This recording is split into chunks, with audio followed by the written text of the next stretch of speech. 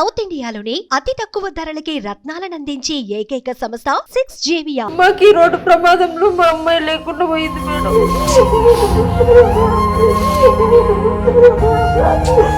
ఎట్లా ఉండాలి సార్ మేము? ఎట్లా మర్చిపోవాలి?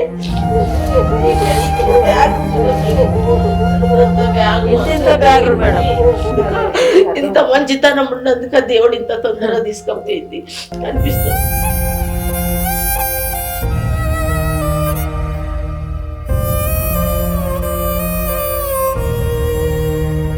చేవేళ్ల దగ్గర జరిగినటువంటి బస్సు ప్రమాదంలో అఖిలారెడ్డి కూడా అసూలు బాశారు.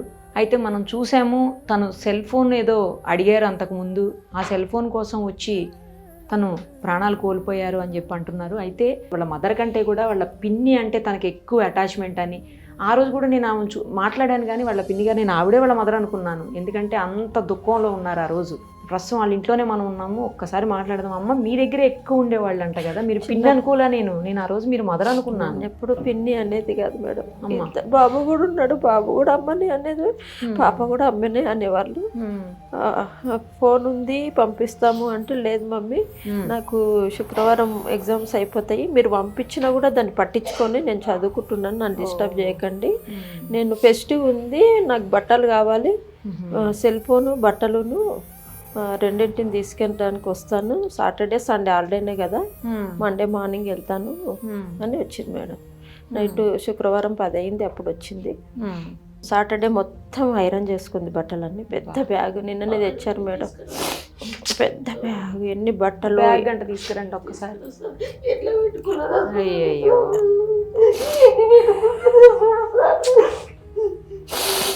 అయితే 6K స్టేడియంకి వెళ్ళిపోవాలి మమ్మీ అన్నది. అంటే సండే ఖాళీనే ఉన్నావు కదా, ఎందుకు మరి వెళ్తే అయిపోయింది. నేను నా హస్బెండ్ ఎక్స్పైర్డ్ మేడం 20 years బ్యాకే. నేను ఇండియన్ నేవీలో ఉండేవాడు మా హస్బెండ్. 1.5 year ఉన్నారు నాతో. అప్పుడు సునామీ వచ్చినప్పుడు మెడ్రాస్లో ఆయన ఎక్స్పైర్డ్. నన్ను ఊర్లోనే ఇచ్చారు. మా అమ్మ వాళ్ళది ఇదే ఊరు, అత్త వాళ్ళది ఇదే ఊరు. ఇంకా తర్వాత ఈ పిల్లలకు కూడా నాన్న లేడు మేడం, అంటే వేరే పెళ్లి చేసుకున్నాడు. సరేలే అని ఇంకా ఈ పిల్లలు చాలా ఇష్టంగా అంటే ఇష్టంగా చూసుకునేదాన్ని. ఎంత పెద్ద బ్యాగ్ సర్ది పెట్టుకుందో. నేను ముట్టబుద్ధి కాలేదు, ఎట్లా తెచ్చింది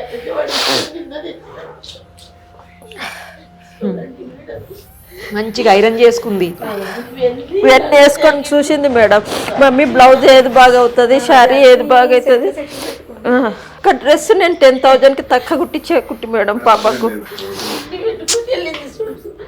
ఎట్లా ఉండాలి సార్ మేము? ఎట్లా మర్చిపోవాలి?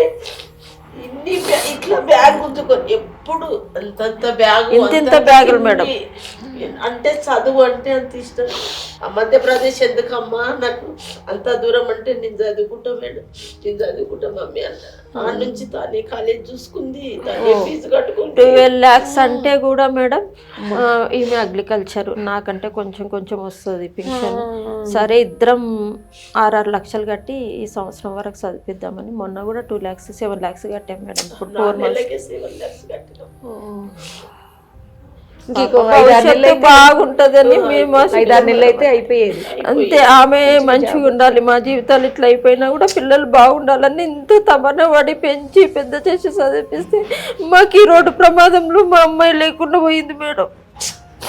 నేను అంతకైనా అన్ని వీడియోలు చూపిస్తుంటే మా పాప కనిపిస్తుంది ఏమంటాను, ఒక్క వీడియో చూడలేదు మేడం. ఏడ కనిపిస్తుందో నాది. ఎట్లా నేను ఇది చేసుకోవాలి, జీర్ణించుకోవాలి, నేను ఒక్క వీడియో చూడకపోతే మేడం. అంతే దగ్గర పోయినాం. ఇంకా మా అక్క కూతురు పోయింది, మా తమ్ముని పైన. అక్కడ మా పాప లేదనేసరికి మేము తట్టుకోలేము మేడం. అప్పుడప్పుడే వచ్చేసినాం. ఇక ఏ లోటు లేకుండా పెంచినందుకు, ఇంత మంచితనం ఉన్నందుకు దేవుడు ఇంత తొందరగా తీసుకపోయింది అనిపిస్తుంది. ఈ బట్టలు ఏవి వస్తే పోతే చాలా ఉంటుండే మేడం. మా ఇంట్లో ఏం చేయలేము మేము. తమ్ముడా? నాకు ఫిజికల్లీ మెంటల్లీ హ్యాండిక్యాప్డ్ మేడం బాబు. బై బర్తే హ్యాండిక్యాప్డ్. సరేలే అని అంటే నాకు పెళ్ళి అయిన కొత్త నుంచి పిల్లలు అంటే ఇష్టం. అంటే పెళ్లి కాకముందు నా చేతుల్లోనే పెరిగారు. నా బాబు పుట్టినా కూడా వీళ్ళని అస్సలు నేను వదలలేదు. Physically mentally handicapped. ఇంక నా పాప నా తర్వాత అంటే చూసుకునేది. నేనేటన్నా బయలుదేరుతుంటే అఖిల్ ఉంటుంది వెళ్ళు మమ్మీ అనేవాడు. నా బాబు కూడా అంత ఇష్టం అన్నమాట. ఇద్దరు పిల్లలు అంత ఇష్టం. ఇద్దరు అన్న అంత ఇష్టమే, అక్క అన్న అంత ఇష్టమే. మా బాబు 20 years, ఆ పాప 23, ఇంకొక బాబు 26. ఓకే, ఇతను అన్నయ్య అవుతాడు. ఆ రోజు చాలా బాధపడుతున్నాడు. ఫోన్ తీసుకెళ్ళి ఇచ్చినా అయిపోయేది అని. అంటే వచ్చిండు మేడం, కానీ పాప వస్తుంటుంది కదా ఎందుకు ఈ బట్టలు పెట్టుకోవడానికి వస్తుంది మేడం, లేకుంటే మేము ఫోన్ ఎలాగో అలాగా మేము మీరే ఇచ్చేవాళ్ళు.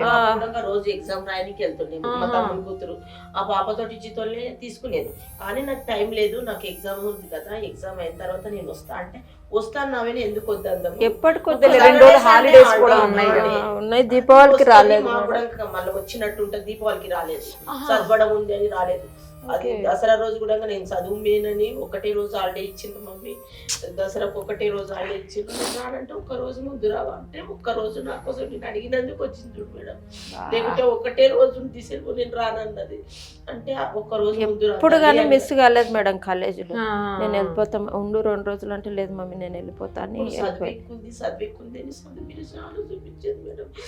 వాళ్ళ కాలేజ్కి వెళ్ళి కూడా కూర్చుంటారు. కాలేజ్ టైంకి అందుకోవాలని అంత పొద్దున్నే బస్కి వెళ్ళినట్టు. ఎప్పుడు అంతే మేడం, ఎప్పుడైనా ఎప్పుడు పంపించాను. 4 సార్లు వచ్చిందేమో. పొద్దున 5 గంటల అదే బస్ గంటలకల్లా కాలేజ్ జాయిన్ అయ్యింది. అట్లా అయ్యి అంత తొందరగా వెళ్ళిపోయింది. అయితే మా తనైతే తిరిగి ఎవరు తీసుకురాలేరు. ఇదేం తెచ్చుకోండి, తన ఆత్మకు శాంతి చేకూరాలని కోరుకుందాం.